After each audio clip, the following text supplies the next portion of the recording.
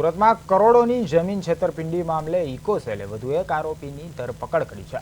તો જમીન વહેંચાણના check mule એકાઉન્ટમાં કરાવીને કરોડો રૂપિયાની છેતરપિંડી આચરવાના કેસમાં અમજદ શાહિદ ઇમ્તિયાઝ શેખ નામના આરોપીને ઝડપી પાડવામાં આવ્યો છે. આરોપી બેંક એકાઉન્ટ ખોલાવી આપવા અને છેતરપિંડીમાં મદદગારી કરતો હોવાનું સામે આવ્યું હતું.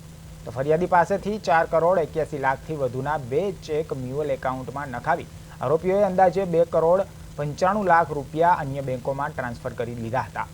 અગાઉ યસ બેંક અને આઈડીબીઆઈ બેંકના 4 કર્મચારીઓ સહિત કુલ 4 આરોપીઓ ઝડપાઈ ચૂક્યા છે, જ્યારે મુખ્ય સૂત્રધાર રવિકુમાર કોલડિયા હજુ પણ પોલીસ પકડથી દૂર છે.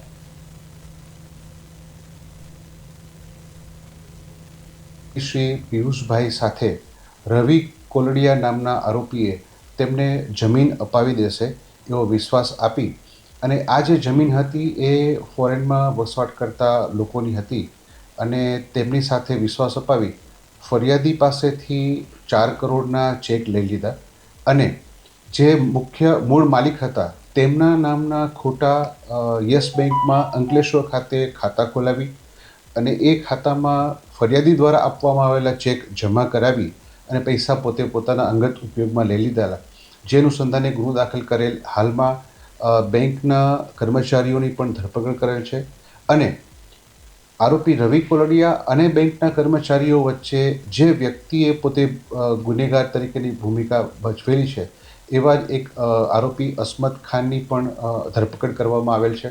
આ